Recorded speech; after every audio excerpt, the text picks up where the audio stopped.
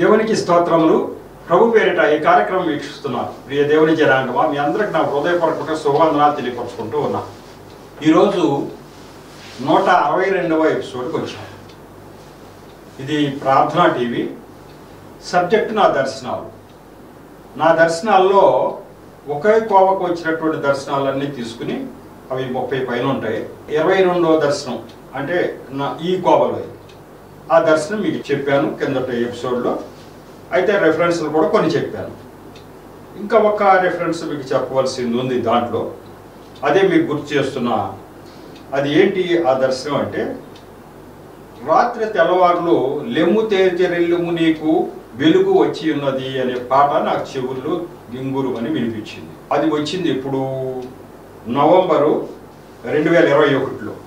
2021 నవంబర్లో అది రావడానికి కారణం ఏంటి అంటే, గ్యాప్ వచ్చింది. సెప్టెంబర్, అక్టోబర్ ఆ 2 నెలలు నాకు గ్యాప్ వచ్చింది.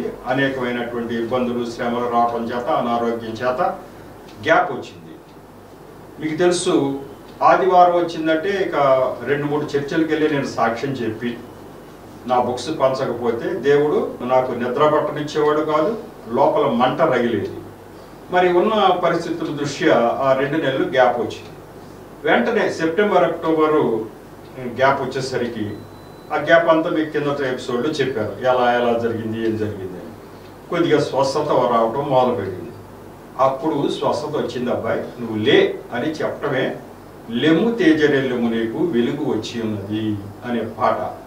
అప్పుడు నాకు అర్థమైంది, అమ్మో దేవుడు ఇక లే అంటున్నాడు అని.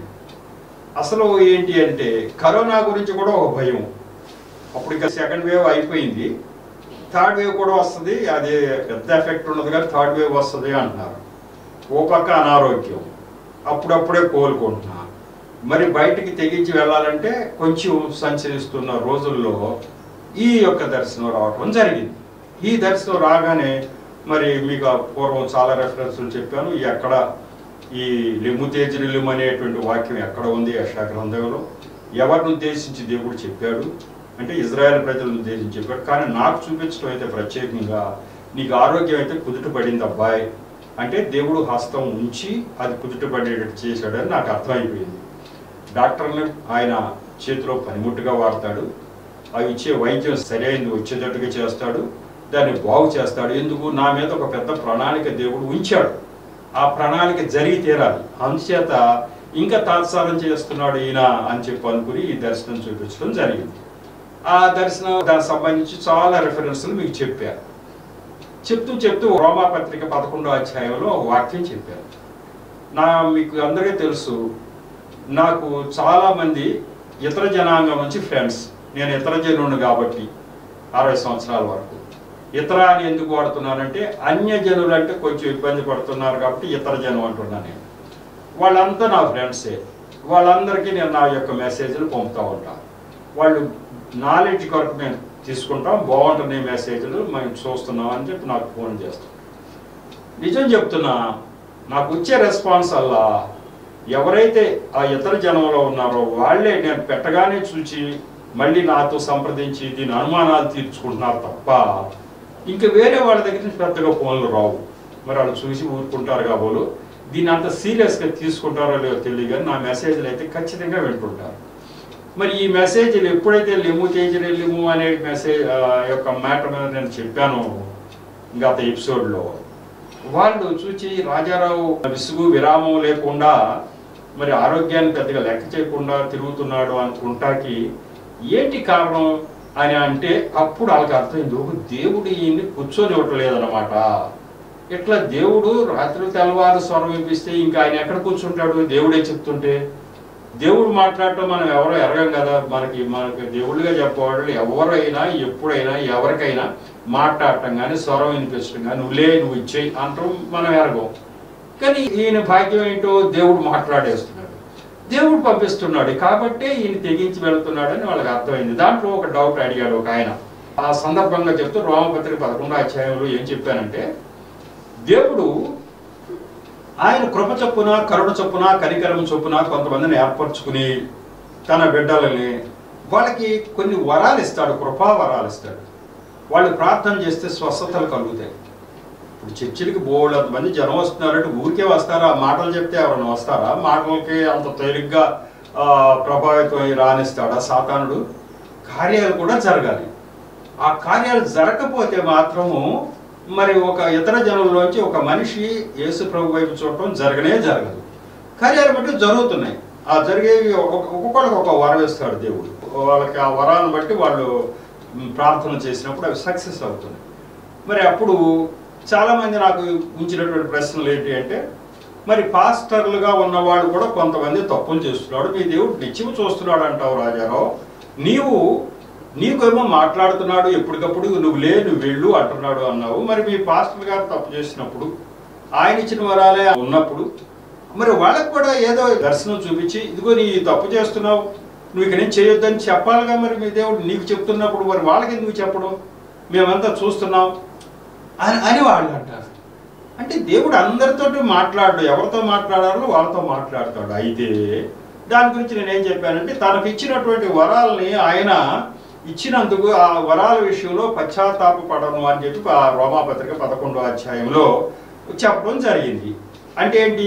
ఒకసారి ఇచ్చిన తర్వాత మళ్ళీ వెనక్కి తీసుకోడు. అప్పుడే మీకు ఉదాహరణ కూడా చెప్పారు. ఒక ఆయనకి మనం కొంత డబ్బు ఇచ్చాము ఏదో కోసం, ఆయన దుర్వినియోగం చేశాడు మన కళ్ళ ముందే.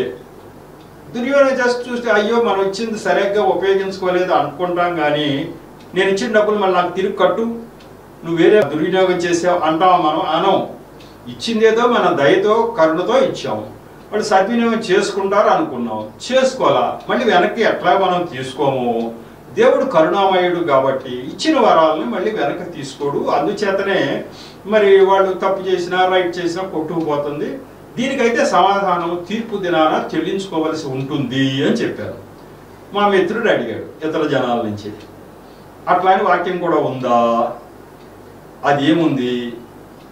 అక్కడ తీర్పు దగ్గర ఖచ్చితంగా నేను ఈ పాయింట్లు పట్టుకుని మిమ్మల్ని దానికి తగినటువంటి ఆ శిక్ష విధిస్తాను, కానీ దానికి తగిన విధంగా చేస్తాను అనే పాయింట్ బైబిల్లో ఉందా? నువ్వే చెప్తున్నావా అంటే నో, బైబిల్లో ఉంది. సాక్షాత్ యేసు ప్రభు వారే చెప్పినటువంటి ఆ రెఫరెన్స్ మీకు చెప్తే నాకు తృప్తి, మీకు కూడా తెలుస్తుంది. ఖచ్చితంగా దేవుడు అక్కడ పట్టుకుంటాడు. ఇక్కడ మాత్రము పశ్చాత్తాపడ్డు, చూసి చూడనట్టు అంటే చూసి చూడనట్టు తెలుసు ఆయనకి, అన్ని అక్కడ నోట్ అయిపోతుంది. కానీ ఇక్కడ ఇచ్చిన వరాలు వెనక్కి తీసుకోడు. వాళ్ళు ఒకవేళ చిన్న చిన్న తప్పులు చేస్తున్నా, ప్రజలు చూస్తున్నా, మరి వాళ్ళ వరాలు వెనక్కి పోలేదని అందరూ ఆశ్చర్యపోతారు. వరాలు వెనక్కి పోకపోయినా చనిపోయిన తర్వాత తీర్పు దగ్గర ఒక మరి చక్కని ఆ మాటలో యేసు ప్రభు వారి నోటి ద్వారానే 2 సువార్తల్లో చెప్పాడు. ఆయన మత్తయి సువార్తలో చెప్పాడు, అలాగే లూకా సువార్తలో కూడా చెప్పాడు. ఆ వివరణ చెప్తే చాలా మంది ఇతర జనులకు ఉన్నటువంటి డౌట్ కూడా అదే. దేవుడు నిత్యం ఒకరితో మాట్లాడతారంటారు, మరి మిగతా వాళ్ళ విషయంలో ఎందుకు చూడలేదు అని అనుకుంటారు కదా. చూస్తున్నాడు, ఆయన దగ్గర లెక్కలు ఉన్నాయని చెప్పాలి. మత్తయి సువార్త 7వ అధ్యాయం 22వ వచనంలో ఏముందో చూస్తే మీకు అర్థమైపోతుంది. ఆ రెఫరెన్స్ మీకు కూడా తెలియాలని చెప్పేసి, అది సాక్షాత్తు యేసు ప్రభు వారే మాట్లాడినటువంటి మాటలు అవి. అంచేత ఇక దానికి తిరుగులేదు కదా. యేసు ప్రభు వారు మాట్లాడిన మాటకి ఇక తిరుగే లేదు. ఇంకా ఆయన శిష్యులు మాట్లాడారు, లేకపోతే అపోస్తలు ఎవరైనా మాట్లాడారని కాదు, ఆయన మాట్లాడాడు. కాబట్టి దాన్ని దృష్టిలో పెట్టుకుని అసలు అదేంటో మీకు చెప్తే తర్వాత దర్శనానికి వెళ్ళిపోదాం. మత్తయి సువార్త 7వ అధ్యాయంలో 22వ వచనం. ఆ దినమందు అనేకులు నన్ను చూచి, ప్రభువా ప్రభువా, మేము నీ నామమున ప్రవచింపలేదా? నీ నామమున దయ్యములను వెళ్ళగొట్టలేదా? నీ నామమున అనేకమైన అద్భుతములు చేయలేదా అని చెప్పుదురు.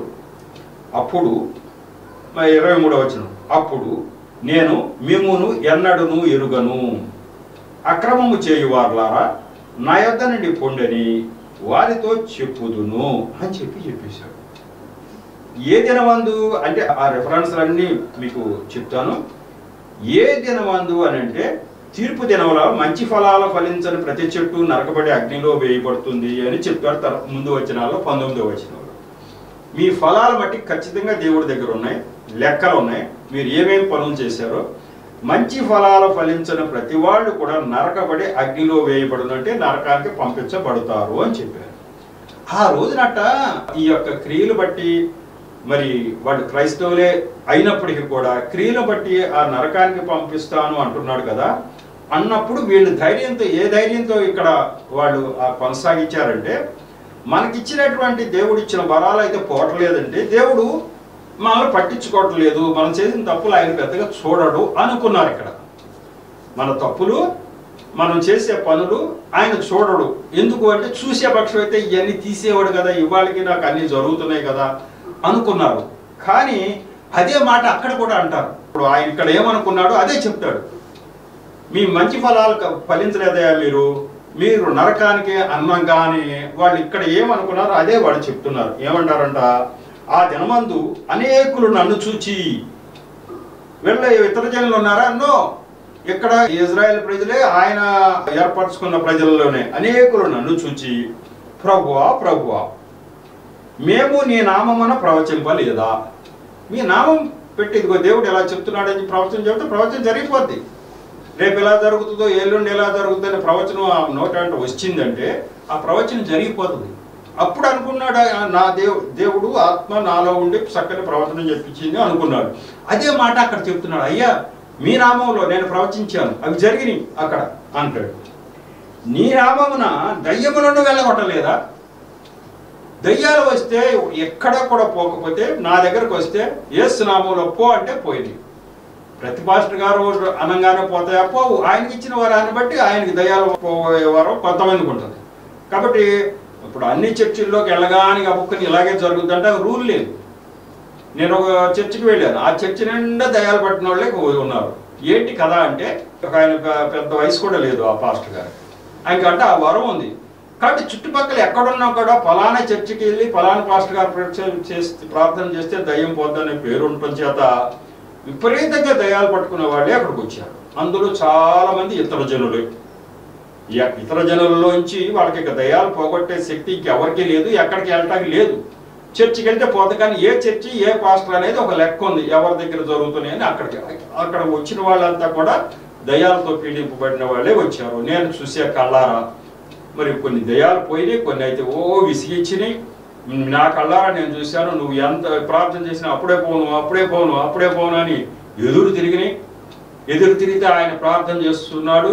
అప్పుడు దేవుడు ఆయనతో ఏం మాట్లాడాడంటే, ఇప్పుడు ఇది పోవాలంటే ఆ ఇంట్లో ఉన్న వాళ్ళు మొత్తం యేసు ప్రభువుని అంగీకరించి బాప్తిజం తీసుకోవాలి అని చెప్పి దేవుడు మాట్లాడాడు. అప్పుడు చెప్తాడు ఆ కుటుంబ సభ్యులందరిని పిలిచి, మీరేదో దయ్యం వదిలించుకోవటానికి వచ్చారు, ఇది చాలా శక్తివంతమైనటువంటిది. ఇది మరి దేవుడు చెప్తున్నాడు, ఆ గృహంలో ఆ దయ్యం ఉండకుండా పోవాలి అని అంటే ఇక్కడ నువ్వు ప్రార్థన చేస్తే నేను పోయినా మళ్ళీ ఆ ఇంటికి వెళ్ళగానే మళ్ళీ ఆ మీదకి వచ్చేస్తుంది. ఆ గృహంలో నా పేరు ఉండాలి. ఆ గృహంలో ప్రతి వాళ్ళు కూడా నన్ను అంగీకరించి బాప్తిజం తీసుకుని ఉన్న పక్షం అయితే అక్కడ సాతానుకి స్థానం లేదు, రాడు. లేకపోతే సాతాను స్థావరం అక్కడ ఉంది. నువ్వు ప్రార్థన చేసినప్పుడు మాత్రమే పక్కన తప్పుకొని మళ్ళీ వచ్చేస్తాడు. కాబట్టి ఇలా చెప్తున్నాడు దేవుడు. మరి మీ ఇంట్లో అంతా ఆలోచించుకుని అంతా చేయండి అని ఆయన చెప్పడం నేను చూచాను, కళ్ళారా చూచాను ఈ విషయాలన్నీ కూడా. కాబట్టి ఆ సాతాను గట్టిగా ఉన్నటువంటి ఆ దయ్యాలు, ఆ బలంగా ఉన్నటువంటి దయ్యాలు పోవాలన్నా అంత తేలిక కాదు. యేసు ప్రభు నామంలో పోతుంది, కానీ దానికి ఇంత కథ ఉంటుంది. మరి ఇప్పుడు ఈయనేమంటాడు, అయ్యా మరి మీరు నా ప్రవర్తన బాగాలేదని నాకు నరకం వైపుగా నువ్వు వెళ్ళాలంటున్నారు కదా, నేను ప్రవచనాలు చెప్తే అవి జరిగినాయి, మీ నామమున దయ్యాలు వెళ్ళగొడితే అవి వెళ్ళిపోయినాయి, మరి నీ నామమున అనేకమైన అద్భుతములు చేయలేదా అని చెప్పుతూ, ఇదే కాదు చాలా అద్భుతాలు చేశానయ్యా మీ పేరు మీద ఇక్కడ భూలోకంలో అని అంటే, ఇవన్నీ చేశాను కదా అంటే, అప్పుడు నేను మిమ్మును ఎన్నడూను ఎరుగను, మీరు నాకేం తెలియదు, అక్రమము చేయువారులారా నా యొద్ద నుండి పొండని వారితో చెప్పదు. దేవుడే స్వయంగా చెప్తున్నాడు. నేను అనే మాట అక్కడ, అక్రమము చేయువారులారా నా దగ్గర నుంచి పొండి. మీరు అవన్నీ చేసినా కూడా అవన్నీ నేను దయతలిచి ఇచ్చా, నువ్వు చేసావు అంతవరకే, కానీ నువ్వు మట్టికి అక్రమాలు చేసావు, నా దగ్గర నుంచి పొండి అని నేను చెప్తాను అన్నాడు. దీన్ని బట్టి శిక్ష తీర్పు ఉందా లేదా అంటే ఇక అనుమానించేది ఏముంది? సాక్షాత్తు దేవుడే చెప్తాడు. దేవుడు నేను ఎప్పుడు చెప్తాను, దేవుడు న్యాయస్థుడు, 100% న్యాయం చూస్తాడు. నా వాళ్ళు తన వాళ్ళు అనేది మీ లేదు. అన్ని జనుల్లో కూడా ఎవరు న్యాయంగా ప్రవర్తిస్తున్నారో వాళ్ళ క్రియలు జాగ్రత్తగా తీసుకొచ్చి వాళ్ళ బిడ్డ తరాన ఇస్తున్నది మన దేవుడే. ఆయనకి అందరూ సమానమే. క్రైస్తవులు తప్పులు చేస్తే కూడా ఊరుకోడు. ఇట్లా రకరకాల శిక్షలు ఉంటాయి, వస్తే ఇక్కడ శిక్ష వస్తుంది, లేకపోతే అక్కడ తీర్పు దగ్గరైనా వదలడు. ఆయన న్యాయవంతుడు కదా. క్రైస్తవుడు ఆయన ఇంకో న్యాయం, వేరేవాడికి ఇంకో న్యాయం చేయడానికి లేదు ఆయన. కాబట్టి ఖచ్చితంగా ఆయన అమలు పరుస్తాడు. ఇదిగో ఇక్కడ కనపడతా ఉంది. దీని ద్వారా మీకు అవగాహన కోసం చెప్పాను. దేవుడు మాత్రం ఈ క్రియలు మంచి ఫలాలు లేకపోయిన వాళ్ళంతా కూడా మరి ఈ యొక్క ఆయన జనాంగమైన ఆయన యొక్క నామంలో ఉంటున్నా బ్రతికి అన్నీ చేస్తున్నా తీర్పు దినాన్ని మాత్రం ఈ విషయాలు అక్కడికి వస్తాయి. దాని ప్రకారమే ఆయన చేయబోయేదేదో ఇది అని చెప్తా ఉన్నాడు. ఇదే మాటలో లోకాసు వార్త కూడా 6వ అధ్యాయం 46లో కూడా చెప్పాడు. మరి అది రిపీట్ చేయాల్సిన అవసరం లేదు, మీరు చూసుకోవచ్చు. కాబట్టి దేవుడు స్వయంగా పలికినటువంటి మాటలు ఇవి. దీన్ని దృష్టిలో పెట్టుకుని అతి జాగ్రత్తగా ఉండాలి. క్రైస్తవుడు అన్నవాడు చాలా జాగ్రత్తగా ఉండటం, చాలా మంచి ప్రవర్తన కలిగి ఉండటం అవసరము. చూచే దేవుడు మన దేవుడు, అలాగే న్యాయస్థుడు మన దేవుడు, న్యాయం తప్పడు ఎక్కడ కూడా. అటువంటి దేవుడు మరి చూడలే పర్వాలేదులే అని మనం అనుకుంటే మన పొరపాటే తప్ప దేవుడు మాటకి ఎప్పుడు కూడా న్యాయంగా ఉంటాడు. కాబట్టి లెమ్ము తేజరేము దాంట్లో నేను కొన్ని చెప్పిన రెఫరెన్స్లో ఒక రెఫరెన్స్ ఇలా చెప్పిన దాని మీద నాకు ప్రశ్న వచ్చిన తర్వాత అది కూడా వివరిద్దాం. ఆ రోజు అయితే నేను చెప్పేశాను నా మిత్రుడికి, కానీ మీకు కూడా చెప్పాలని ఇది రెఫరెన్స్. దీన్ని దృష్టిలో పెట్టుకుని దేవుడు మన దేవుడు, అన్ని చూచే దేవుడు. ఆ దేవుడికి తెలియకుండా మనం ఏం చేయలేము, ఏది చేసినా ఆయన దగ్గర లెక్కల్లోకి వస్తుందని మనం గ్రహిద్దాం. పోతే ఆ యొక్క దర్శనం అక్కడితో ముగించేసుకుందాం.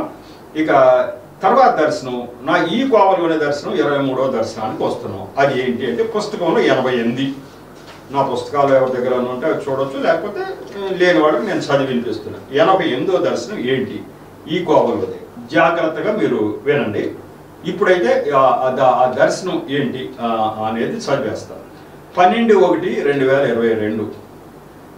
మళ్ళీ మీరు బాగా చూడండి. జనవరిలో ఇప్పుడు నేను ఇంకా బయటకు పెద్దగా వెళ్ళట్లా. డిసెంబర్లో ఏదో ఒక చోట పోరంకిలో విజయవాడ దగ్గర వెళ్ళి ఒక చర్చలో సాక్ష్యం బుక్స్ పంచాను, కానీ ఇంకా బాగా తెగించి బయటకు వెళ్ళట్లా. కాబట్టి గ్యాప్ వస్తూ ఉంది. లెమ్ము తేజరేలు అని చెప్పాడు ఆయన, వెళ్ళాలా నిర్ణయం తీసుకుంటున్నా. కానీ జనవరిలో అప్పటికి 2-3 నెలలు అయిపోయింది కదా. సెప్టెంబర్, అక్టోబర్, నవంబర్, డిసెంబర్ అయిపోయింది. ఇక జనవరిలో వరుసగా 3 దర్శనాలు చూపించాడు. ఇక ఆ దర్శనాలు చూసిన తర్వాత ఇక నేను ఏమాత్రం కూర్చోటానికి వీల్లేదు అని చెప్పి నిర్ణయం తీసుకుని ఇక అప్పటి నుంచి విపరీతమైన సువార్త. మామూలుగా మరి ఆదివారాలు వస్తే చర్చిలు మామూలుగా, ఆ తర్వాత 1-3 నుంచి టీవీ పరిచర్య కూడా నేను అనుకోని విధంగా, అప్పటి వరకు నేను అనుకోలే, ఆ పరిచర్య కూడా బిగిన్ అయిపోయింది. దేవుడు అలా లేపి జనవరిలో 3 దర్శనాలు చూపించాడు. ఆయనకి ఏంటి అంత పని? ఈ 3 దర్శనాల్లో నాకేమైనా ఇచ్చేది ఉందా, నాకేమైనా వచ్చేది ఉందా? 3 దర్శనాలు ఏంటి అంటే, అదిగో ఇతర జనం గురించి నువ్వు చెయ్యాలి, ఇది చెయ్యాలి అంటాడు. ఆ ఇతర జనం కూడా నా పిల్లలే. వాళ్ళ గురించి ఎంత తాపత్రయపడుతున్నాడు దేవుడు తెలిసిన తర్వాత, నిన్నటిదాకా ఆ జనాంగంలో నేను ఉన్న మనిషిని కాబట్టి మన గురించి ఎంత తాపత్రయపడే దేవుడు మనకు దొరికాడు. ఆయన చెప్పిన మాట చెప్పినట్టు తూచా తప్పకుండా మనం చేసి తీరదాం. ఎవరు నా జనానికే ఉపయోగపడుతుంది కదా. పుట్టు క్రైస్తవులుగా ఉన్న వాళ్ళకి పెద్దగా ఉపయోగం లేదు నా ద్వారా. మరి ఎవరైతే ఈ మార్గంలో లేని వారు వాళ్ళకే బాగా ఉపయోగపడుతుంది. ఏది? నా యొక్క సువార్త. నేను చెప్పే పద్ధతి కానీ చెప్పే జ్ఞానం కానీ వాళ్ళకి అవసరం. అది ఇచ్చేవాళ్ళు కూడా తక్కువ ఉన్నారు ఆ రకమైన జ్ఞానం. కాబట్టి ఖచ్చితంగా దేవుడు ఏర్పరచుకుని ఈ జ్ఞానం నువ్వు ఇవ్వాలంటం చేతే మరి నా మీద అంత ప్రణాళిక పెట్టాడు. కాబట్టి అలా 3 సార్లు చెప్పాడు. లేకపోతే నేను కదులుతానా అంత స్పీడ్గా? ఈ మొదటిది చెప్తున్నా. 12/1/2022, జనవరి 12, 2022 సంవత్సరంలో ఈరోజు తెల్లవారుజామున కలలో ఒక దర్శనం ఇలా కలిగింది. నేను మా ఇంట్లో ఉన్నా. బయట కుక్కలు పట్టుకుపోయేవారు వచ్చి కర్రలు సిద్ధం చేసుకుని వాటి కొరకు కాపు కాచి ఉన్నారు. బాగా వినండి. నేను మా ఇంట్లో ఉన్నాను. బయట సందడి సౌండ్లో వినిపిస్తుంది. ఎవరయ్యా వచ్చిన వాళ్ళు అంటే కుక్కలు పట్టుకుపోయేవాళ్ళు. వాళ్ళు వచ్చి కర్రలు, మరి వాటిని పట్టుకోవాలంటే కొట్టడం కానీ చంపడం కానీ ఏదైనా చేయాలంటే కర్రలు అవన్నీ సిద్ధం చేసుకుని అవి ఎప్పుడు వస్తాయో వాటిని కొట్టి చంపడం కానీ పట్టేసుకోవాలని రెడీగా ఉన్నారు. వారు చాలా క్రూరంగా ఉన్నారు. ఆ మనుషులు నేను ఇంట్లోంచి చూస్తున్నా, వాడు చాలా క్రూరంగా ఉన్నారు, బయటికి రావట్లా. వాళ్ళతో గొడవ పడటం ఎందుకు అని నేను బయటకు రావటం లేదు. అది వద్దామా అంటే వాళ్ళతో గొడవ. వాళ్ళు ఎంత క్రూరంగా ఉన్నారంటే మళ్ళీ వాళ్ళు నా మీదకి వచ్చి దాడి చేస్తారేమో. మీ సమయం పోయిందయ్యా, వీధి కుక్కలను పట్టుకుంటున్నాం మేము అంటే ఇక్కడ ఉన్న సెన్స్ చెప్తా అదంతా. దాని కుక్క అంటే ఆ కుక్కలంటే ఏంటి అవన్నీ మీకు అర్థం చెప్తా. మేము వీధి కుక్కలు పట్టుకుంటున్నాం, నీకేం పని? ఈ ఇంట్లోకి వచ్చి మీ ఇంట్లో కుక్కనేమైనా పట్టుకున్నాం అంటారేమో అని నేను బయటికి రావటం లేదు. కానీ తలుపు తెరచి లోపల నుంచి అంతా గమనిస్తున్నా, ఏం చేస్తున్నారో అని చెప్పి. లోపల ఆందోళన, పాపం అన్యాయంగా చంపేస్తారు కదా అని చెప్పి నేను కిటికీలోంచి తలుపు తెరిచి తలుపు దగ్గర నుంచి చూస్తున్నాం, అంతా గమనిస్తున్నాం. 2 వీధి కుక్కలు వాడు చంపుతారనే భయంతో మా అరుగు మీదకు వచ్చి భయంతో పిక్క మొహంతో నా వైపు చూస్తున్నాను. నేనైతే బయటికి రాలేదు, కానీ నేను అబ్జర్వ్ చేశాను. 2 వీధి కుక్కలు వాళ్ళని చూసి భయపడిపోయి చంపుతారనే భయంతో అరుగు మీదకి వచ్చేసి, వాళ్ళు ఎక్కడో వీధిలో ఉంటారు కదా, కాపు కాచి ఉంటారు కదా, తప్పించుకుని మా అరుగు మీదకి వచ్చేసి భయంతో బిక్క మొహంతో నా వైపు చూస్తున్నాయి. మీరు గమనించింది, జంతువులు కూడా ఎవరి దగ్గర రక్షణ దొరుకుతుందా అని మన వైపు చూస్తూ ఉంటాయి. ఈయనమన్నా మనం రక్షిస్తాడా అని చెప్పి మనం ఇంకా చూస్తున్నాయి. మీరు బాగా చూడండి, మనం ఏదన్నా పెడతాము అనేది ఆశ ఉంటే కుక్కలు జనరల్గా తోకొప్పుకుంటే మన దగ్గర వచ్చే స్టైలే మనకు తెలిసిపోద్ది, సంతోషంగా వస్తుంది. ఇలాంటి ఎవరినైనా బారి నుంచి అయినా రక్షించాలన్నప్పుడు మనం రక్షిస్తామన్న ధైర్యం ఉండి మన దగ్గరికి వచ్చి నుంచుంటాయి, రక్షిస్తాడు ఈయన అని చెప్పి. అట్లా అవి బిక్కమొహంతో నా వైపు చూస్తున్నాయి, ఈయన రక్షిస్తాడు అని ఆశతో. వాటికి భయం వేసి అవి అనారోగ్యంగాను మురికిగాను ఉన్నాయి. అవి 2 పాపం బక్క చిక్కిపోయి మరి వీధి కుక్కలు అంటే వాటికి పెద్ద పోషణ ఉండదు, అనారోగ్యంగా మురికిగా ఉన్నాయి. నేను కాపాడగలనేమో అని అవి మా ఇంటి అరుగు మీదే ఉండి నా వైపే చూస్తున్నాయి.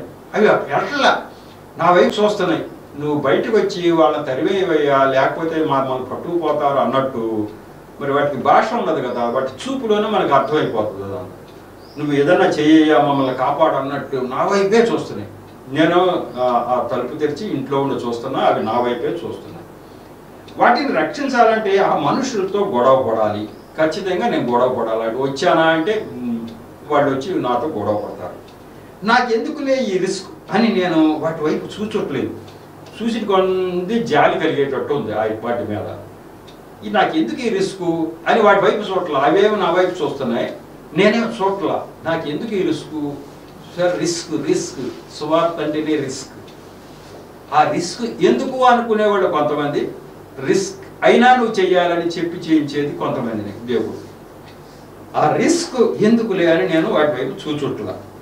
అప్పటికే వాళ్ళు వేరే ఒక కుక్కను చంపేసి చీల్చేస్తున్నారు, అంటే దాన్ని మాంసం తింటారో సంథింగ్ ఏమన్నా కానీ ఒక దాన్ని చంపేసి దాన్ని చీల్చేస్తూ నేను చూస్తున్నా. మా అరుగు మీద ఉన్న వాటిని కూడా చంపేస్తారు అనుకుంటా అని నేను అనుకుంటున్నా.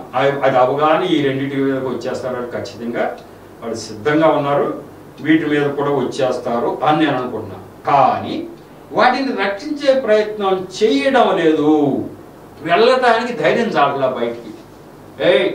వీటిని పట్టుకోవద్దు అని చెప్పో లేకపోతే ఇవి మావేనో ఏదో చెప్పి వాళ్ళని ఎదుర్కొనే ధైర్యం లేక నేను రక్షించే ప్రయత్నం చేయట్లేదు. ఇంకా దాని మొహం చాటేసి దాటి మొహం చూడట్లా. అవేమో రక్షించమా మొర్రు అని నా వైపు చూస్తుంటే నేను వాటి వైపు చూడనట్టుగా చూస్తే ఎక్కడ రిస్క్లో పడతామో, ఎక్కడ బయటికి రావాల్సి వస్తుందని ఉంటే మీరుకు వచ్చేసింది.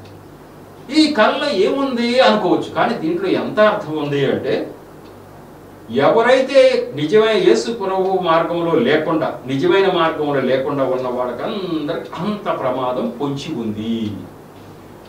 ఇదిగో ఆ ప్రమాదం నుంచి రక్షించడానికి మనం వెళితే మనకు కూడా రిస్క్ అయినప్పటికీ కూడా ఆ పని నీవు చేయవలసింది అని దేవుడు చెప్తున్నాడు. మెలుగు వచ్చేసింది, కానీ మనస్సాక్షి లోపల గద్దిస్తుంది, నువ్వు ఏదో ఒకటి చేయాలని గద్దిస్తుంది. ఈ కళ ద్వారా రిస్క్ అని భావించకుండా నశించిపోవచ్చున్న ఆత్మల పట్ల భారం కలిగి సువార్త ప్రకటించమని దేవుడు నన్ను ఆదేశించినట్లు గ్రహించాను. ఈ 4-5 నెలల గ్యాప్ నే దేవుడు ఏం చెప్తున్నాడు, నువ్వు రిస్క్ అని బయటికి రావట్లా. ఏ రిస్క్? ఆరోగ్యం చెడిపోద్దేమో, 2 ఒకవేళ కరోనా కానీ వస్తుందేమో, ఈ రిస్క్ ఎందుకని నువ్వు రావట్లా. కానీ నువ్వు రాకపోవటం చేత ఎన్ని వందల వేల మందికి ఈ సువార్త అందకుండా పోతుంది. వాళ్ళు దేవుడెవరో గ్రహించుకోకుండా మరి ఆ యొక్క సాతాను చేతిలో చిక్కుకుపోతారు. ఆ యొక్క కుక్కలు పట్టుకునే వాళ్ళు అంటే ఇక్కడ సాతాను యొక్క అనుచరులు, సాతానుడు అని మనకు అర్థమవుతుంది. వాళ్ళు జంతువులను పట్టుకుపోయే వాళ్ళు అంటే వాళ్ళు వాటిని నశింప చేయడానికి సిద్ధంగా ఉన్నారు. ఈ యొక్క బికమం పెట్టుకుని చూచే వాళ్ళంతా ఎవరు అని అంటే దేవుడెవరో తెలియక కొట్టుమిట్టాడుతూ ఉన్నటువంటి ఒక ప్రజలు. దేవుడెవరో తెలియక, వాళ్ళకి రక్షణ కలగజేసే వాళ్ళు ఎవరో తెలియక, రక్షణ తెలియక, రక్షించేవాడు లేక, వాళ్ళని కాపాడేవాళ్ళు లేక, వాళ్ళు ఆ యొక్క నరకానికి వెళ్ళిపోవటం సిద్ధంగా ఉన్నవారే వీళ్ళు. అరుగు మీదకి వచ్చి నువ్వు రక్షించిన అంటే సాతాను బారి నుంచి రక్షించు. ఎట్లా రక్షించగలుగుతావు? మనం రిస్క్ అయినా కూడా వెళ్ళి సాతాను బారి నుంచి రక్షించవలసి ఉంటుంది. రిస్క్ ఎటువంటి రిస్క్? ఆరోగ్యం చెడిపోద్దేమో. రెండో రిస్క్ కరోనా థర్డ్ వేవ్, అది వస్తుందేమో. రిస్క్ అయినా కూడా వెళ్ళిపోవాల్సింది. మనం ఏమన్నా ఈ పని కాక వెళ్ళి వాటిని రక్షించాలి. కొంతమందికి చెప్పాలి. గత 4 నెలలుగా స్వార్థ ఆగింది అంటే నేను చెప్పేది ఆగింది, నేను వెళ్ళలా. కాబట్టి ఎంతమందికి, 100,000 మందికి అందుతుంది కదా. అంత క్రితం 100,000 మందికి ఇది ఒక్కటే మార్గము, రెండోది లేదు.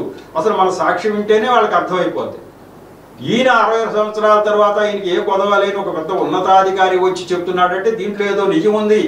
మనం ఏదో దేవుడి యొక్క ఆత్మ ఈయన మీద నిలిచి ఉండకపోతే ఈయనెంత తెగించి ఈయన సొంత ఖర్చులతో చేస్తున్నాడంటే ఏదో మనకి మేలు దాచిపెట్టి ఉందని మనం వెళ్ళి నిలబట్టమే మన సాక్ష్యమే అక్కడ అనేక మందిని ఆలోచింపచేస్తూ ఉంది. అట్లా 4 నెలలుగా అనేక మందిని ఆలోచింపచేయటానికి మరి నేను చేయలే ప్రయత్నం, నువ్వు చేయాల్సిందే అని అంటున్నాడు. ఇట్లాంటి దర్శనాలు మనకు వస్తూ ఉంటే ఈ దేవుడు ఎంత గొప్ప దేవుడు, ఎంత తాపత్రయపడుతూ ఉంటే మనం చేయకుండా, ఆయన చెప్పిన పని చేయకుండా మనం ఉండగలమా? ఆయన ఎంత బాధపడకపోతే ఎంత చక్కని దర్శనం మనకు చూపించాడు. కాబట్టి ఈ నరకం అనే దాన్ని తప్పించడం కోసం దేవుడు ఎంతగానో పాటుపడుతూ మనల్ని, ముఖ్యంగా కొంతమందిని ఆయన చేతుల్లో పనిముట్లుగా వాడి నువ్వు చెయ్యి, నువ్వు రక్షించు అని చెప్తూ ఉన్నాడు. ఆయన చెప్పకపోతే ఈ దర్శనం చూపిస్తే నేను కదులుతానా? నాకేం పని, నేను ఇంట్లో కూర్చుంటా. ఆయన చెప్పకపోతే మనం ఎంత చేస్తాం? ఖచ్చితంగా చెప్తున్నాడు. అంటే దేవుడు ఎంత, నువ్వు రిస్క్ అనే ఆ మాట కూడా నేను రాసుకోలేదు. రిస్క్ అంటానికి వీల్లేదు. రిస్కో అయితే అవనే కాక నువ్వు చేయాల్సిందే అని దేవుడు చెప్తూ ఉన్నాడు. అది దేవుడి యొక్క ఆజ్ఞగా మనం భావించాలి. ఏమన్నా ఈ పని కాక దేవుడు చెప్పాడు, మనం చేసి తీరవలసిందే. కాబట్టి ఈ దర్శనం ఎక్స్ప్లెనేషను, ఆ తర్వాత ఇంకా 2 దర్శనాలు చెప్పేసి 3టికి కలిపి చాలా వాక్య రెఫరెన్స్లు ఉన్నాయి. అన్నీ కూడా మీ ముందుకు ఆఖరిలో తీసుకొస్తాను. మరి ఇంతటితో ఈ యొక్క ఎపిసోడ్ని 162వ ఎపిసోడ్ని ముగించుకుందాం. దేవుడి యొక్క మాటలను సాక్ష్యాన్ని దీవించుగాక. మరి చిన్న ప్రార్థన చేసి ముగిస్తాం. కృపగల దేవ, మహాపరిశుద్ధుడా, ప్రేమగల తండ్రి, ప్రభువా మీకు వందనాలు స్తోత్రాలు చెల్లించుకున్నాం. ఈరోజు ఈ యొక్క 162వ ఎపిసోడ్ని కూడా తగిన నడిపింపు నాకు దయచేశారు.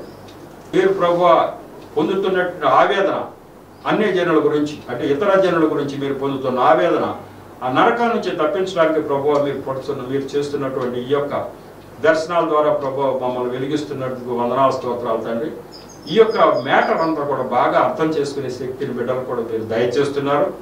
ఈ యొక్క వెలుగు అనేక మందికి ప్రసరింపజేయడానికి కూడా సహాయం చేయమని ప్రార్థిస్తున్నాను. నిరంతరము ప్రభువా మీ కాపుదల మా అందరి మీద ఉంచండి. చూస్తున్నట్టు వీక్షిస్తున్న జనాంగాన్ని, టీవీ యాజమాన్యం, టీవీలో పనిచేస్తున్న మనుషులు, వారి స్టాఫ్, అలాగే నన్ను, నా పరిస్థితిని కూడా దీవించమని మా ప్రభువును రక్షకుడు యేసు నామములో పరమ తండ్రిని ప్రార్థించి వేడుకుంటున్నా తండ్రి. ఆమేన్. మరొకసారి మీ అందరూ నా హృదయపూర్వక శుభవందనాలు తెలియవచ్చు. వందనాలు.